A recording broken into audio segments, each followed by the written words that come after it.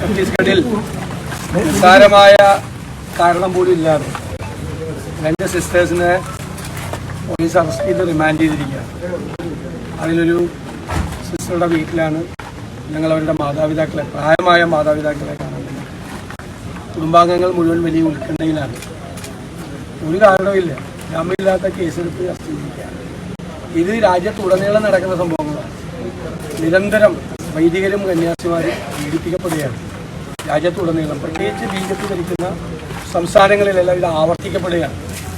ഇതിനു മുൻപും ഛത്തീസ്ഗഡിലും മധ്യപ്രദേശിലും ഗുജറാത്തിലും മഹാരാഷ്ട്രയിലും ഉത്തർപ്രദേശിലും ഉൾപ്പെടെയുള്ള സംസ്ഥാനങ്ങളിൽ നിന്ന് ഒരുപാട് കേസുകളാണ് റിപ്പോർട്ട് ചെയ്തിരിക്കുന്നത്.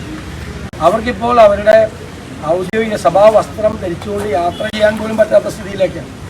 വൈദികർക്ക് അവരുടെ വസ്ത്രം ധരിക്കാൻ പറ്റില്ല, കന്യാസ്ത്രീമാർക്ക് അവരുടേതായ വസ്ത്രം ധരിക്കാൻ പോലും, അങ്ങനെ ഒരുമിച്ച് യാത്ര ചെയ്താൽ പോലും സംശയിച്ചവരെ അറസ്റ്റ് ചെയ്യുന്ന രീതിയിലേക്ക് പോവുകയാണ്. ഒരു കാലത്തും ഇല്ലാത്ത രീതിയിലാണ് സംഭവം നടക്കുന്നത്. രാജ്യത്തുടനീളം ഇത് നടക്കുമ്പോൾ ഇവിടെ ഈസ്റ്ററിനും ക്രിസ്മസിലും ഇതേ ആളുകൾ കേൾക്കൊണ്ടിരിക്കുകയാണ്. ക്രൈസ്തവ ഭവനങ്ങളിൽ കാപട്യമാണ് നടക്കുന്നത്. രാജ്യത്ത് നിന്ന് ഏറ്റവും കൂടുതൽ വേട്ടയാടപ്പെടുന്നത് ക്രൈസ്തവ സമൂഹമാണ്.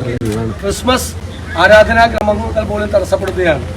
പ്രാർത്ഥനാ കൂട്ടായ്മകളും പള്ളിയിലെ സർവീസും എല്ലാം തടസ്സപ്പെടുത്തുകയാണ് വ്യാപകമായി. വൈദികരെയും കന്യാസ്ത്രീമാരെയും കേസുകൾപ്പെടുത്തുകയാണ്. അവരെ ആക്രമിക്കുകയാണ്. പോലീസും ആ സംസ്ഥാനങ്ങളിൽ കൂട്ടുനിൽക്കുകയാണ്. എല്ലാ രേഖകളോടും കൂടി യാത്ര ചെയ്താണ് ഇവർ.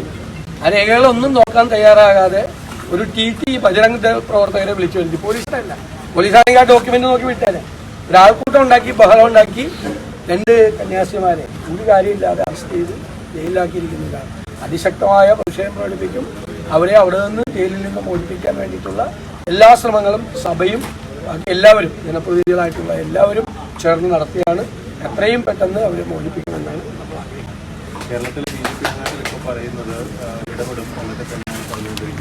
അവര് ജയിലിൽ പോയല്ല.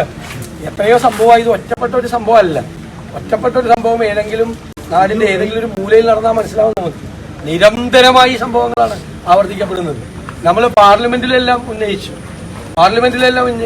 മഞ്ഞുമലുണ്ടായിരുന്ന അച്ഛൻ ഞങ്ങളെല്ലാം പോയി കണ്ടാണ് എത്ര ക്രൂരമായ മർദ്ദനത്തിനാണ് വിധേയമായത്. 90 വയസ്സുള്ള വൈദികനെ പോലും പിന്നിൽ കൈ കെട്ടിയിട്ടാണ് ക്രൂരമായി ആക്രമിച്ചത്. ചെറുപ്പക്കാരനായ വൈദികൻ ആക്രമിക്കപ്പെട്ടു. തൃശ്ശൂരിലെ വൈദികൻ ആക്രമിക്കപ്പെട്ടു. അഹമ്മദാബാദിൽ ആക്രമിക്കപ്പെട്ടു. വ്യാപകമായ തരത്തിലാണ്. ഇവിടെ അവര് ഒരു ആദ്യം തോന്നിട്ട ചെന്നായിക്കളെ പോലെ ഇവിടെ വരികയാണ്. രാജ്യവ്യാപകമായി ചെയ്തുകൊണ്ടിരിക്കുന്ന അതാണ്. ക്രൈസ്തവ സമൂഹത്തിന് നേരെ ഉള്ള അവരെ കേന്ദ്രീകരിച്ചുള്ള ആക്രമണം നടക്കുകയാണ്.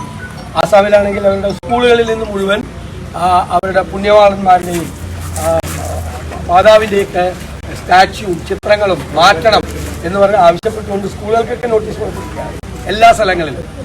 മധ്യപ്രദേശിലും ആസാമിലെ ഉത്തർപ്രദേശിലെ എല്ലാ സ്ഥലങ്ങളിലും ഇത് ആവർത്തിക്കപ്പെടുന്നത്.